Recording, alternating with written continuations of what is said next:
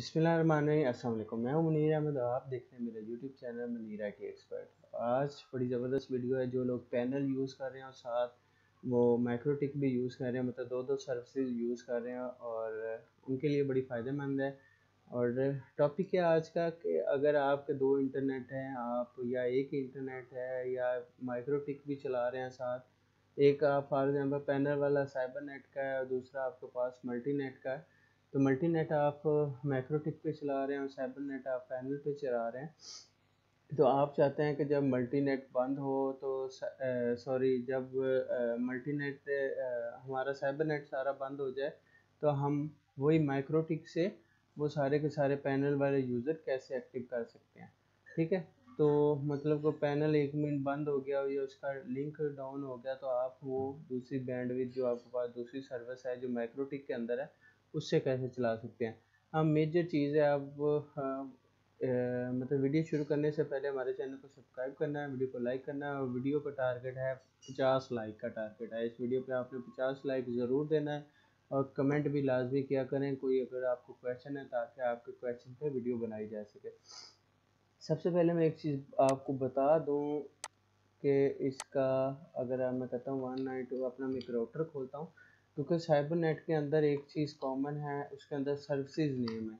ठीक है, अगर सर्विसेज नेम आप डालेंगे तो इंटरनेट चलेगा। सबसे पहले मैं ये अपनी डिवाइस ऑन कर लूँ। सर्विसेज नेम जो होती है वो सर्विसेज नेम साइबर नेट के लिए होती है। एयरटेल बहुत सारी जो ज़्यादा बड़ी बड़ी कंपनीज होती हैं तो वो साथ सर्विसेज नेम भी डालना पड़ता है। और सर्विसेज नेम क्या होता है, एडमिनिस्ट्रेशन के अंदर जाना है आपने, ये देखें सर्विसेज नेम साइबर नेट डाला है तो ये चलेगा। अगर साइबर नेट नहीं डालेंगे तो हमारा ये जो मतलब कि इंटरनेट है साइबर नेट का वो नहीं चलेगा। अब मेन चीज़ है कि जो हम चला रहे हैं मैक्रोटिक के अंदर तो वो तो मल्टी नेट है।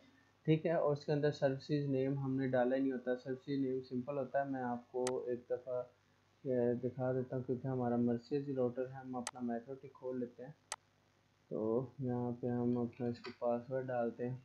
ठीक है, और यहाँ पे आपने चेक किया होगा कि आप इसको खोलें PPO खोलें, तो यहाँ पे मैंने अभी साइबर नेट किया हुआ है। यहाँ पे आपने किया होता है PPO ई सर्वर, PPO ई सर्वर मेरा पहले ये था। ठीक है, अब अगर मैं ओके करूँगा तो मेरे जितने भी पैनल वाले हैं जिनके अंदर साइबर नेट लिखा हुआ है और वो अभी मैं मैक्रोटिक के अंदर चला रहा था, वो सारे के सारे बंद हो जाएंगे। ठीक है, जितने इस मैक्रोटिक पे चला रहा हूँ, एक गांव के अंदर मैक्रोटिक लगा हुआ है, वहाँ से जितने चल रहे हैं, क्योंकि मैं इस पर्पज़ के लिए चला रहा हूँ कि मेरा जो साइबर नेट के पैकेजेस काफ़ी ज़्यादा एक्सपायर हो चुके हैं और आगे 2 छुट्टियाँ हैं, तो छुट्टियों के दौरान उन्हें पता ना चले कि हमारे पैकेज बंद हुए हैं कि नहीं बंद हुए। तो ठीक है, आप बाद में भी उनको लगवा सकते हैं। तो उसके लिए मैंने क्या किया था, ये PPO सर्वर यहाँ पे लिखा हुआ था, मैंने इसको कर दिया साइबर नेट। ठीक है, साइबर नेट करने से जिन राउटर के अंदर हमारा अब अगर कोई भी यूज़र हम इसका डालेंगे मैक्रोटिक का उसके अंदर डालेंगे, तो फिर उसका साइबर नेट जो उसका सर्विसेज नेम था वो हमने कैंसिल करना पड़ना था, CYBER नेट। ठीक है, इसको मैं ये कैंसिल कर देता हूँ। ठीक है, वो चलता रहे अभी ये। तो उसको हमने यहाँ से मतलब जब मैक्रोटिक पे चलाना था यहाँ से ये ख़त्म करना पड़ना था, तब जाके ये चलना था। ठीक है, तो हम चाहते हैं कि वो क्लाइंट साइड पे जाए ना और ये साइबर नेट भी ना ख़त्म करें और मैक्रोटिक से चलाएं। तो मैक्रोटिक में सिर्फ ये आपने सेटिंग करनी, सर्विसेज नेम में आपकी जो सर्विस होगी, अगर वहाँ पे आपने मल्टी नेट डाला हुआ है या ट्रांसफर्ड है या कोई भी है, तो आपने ये वाली जो PPO सर्वर होगा उसको आपने सर्विसेज नेम वो दे देनी है। ठीक है, अब मेरा पैनल मेरा इसमें मल्टी नेट चल रहा है। ठीक है, मेरे जो इस मैक्रोटिक में मल्टी नेट चल रहा है और जो मेरा पैनल है वो साइबर नेट का है। ठीक है, ये पैनल मेरा साइबर नेट का है, नेशनल ब्रॉडबैंड वाला जो लॉगिन होता है। ठीक है, तो ये वाला मेरा पैनल है।